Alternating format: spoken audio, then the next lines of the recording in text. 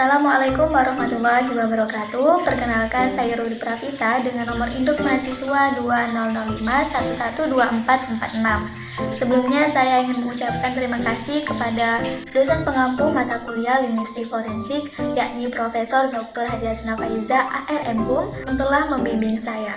Langsung saja, di video ini saya akan membahas salah satu materi linguistik forensik, yaitu delik aduan dan saksi ahli bahasa dan pragmatik dan analisis wacana.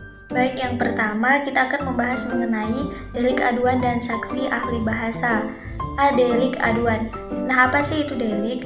Delik adalah perbuatan yang dapat dikenakan hukuman karena merupakan pelanggaran terhadap undang-undang dan tindak pidana.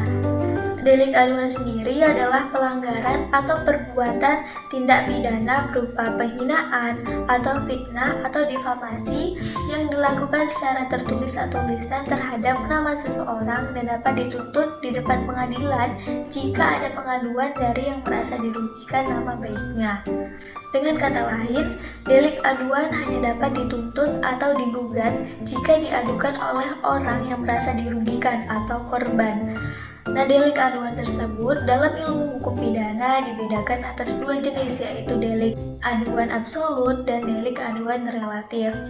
Yang pertama, delik aduan absolut ialah delik atau peristiwa hukum yang hanya dapat dituntut apabila ada pengaduan seperti pasal 284 KUHP tentang perzinaan. Kemudian yang kedua ada delik aduan relatif, yaitu detik-detik atau peristiwa pidana yang biasanya bukan merupakan delik aduan, akan tetapi jika dilakukan oleh sanak keluarga yang ditentukan dalam pasal 367 tentang pencurian dalam keluarga, lalu menjadi delik aduan. B. Saksi ahli bahasa. Saksi ahli dapat didefinisikan sebagai seseorang yang diizinkan untuk memberikan pendapat kesaksian dalam persidangan yang didasarkan atas pengetahuan khusus yang dimilikinya, latihan atau pengalaman jika pendapat tersebut handal, relevan dengan kasus yang ada, dan membantu pencari fakta untuk menghasilkan keputusan. Materi yang selanjutnya yaitu pragmatik dan analisis wacana. Nah, pragmatik adalah studi tentang makna yang dimaksud dalam teks. Makna dalam pragmatik bergantung pada banyak faktor kontekstual seperti identitas dan hubungan pembicara atau penulis atau pendengar atau pembaca, tempat, waktu, topik pembicaraan, tujuan komunikasi, bahasa yang digunakan, dan lain-lain. Nah, kajian yang berkaitan erat dengan pragmatik adalah kajian wacana. Hal-hal yang berkaitan dengan wacana diantaranya yaitu yang pertama konteks. Nah, konteks adalah lingkungan teks.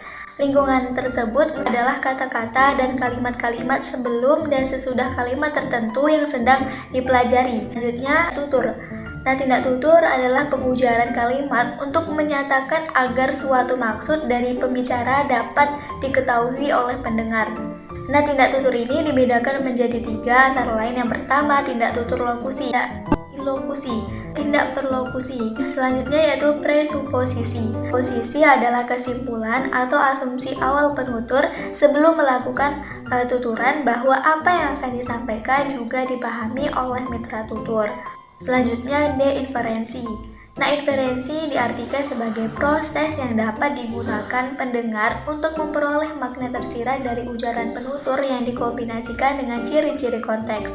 Yang terakhir yaitu implikatur. Implikatur adalah makna atau pesan yang tersirat dalam ungkapan lisan dan atau wacana tulis. Ya, materi yang dapat saya sampaikan, kurang dan lebihnya saya mohon maaf. Wassalamualaikum warahmatullahi wabarakatuh.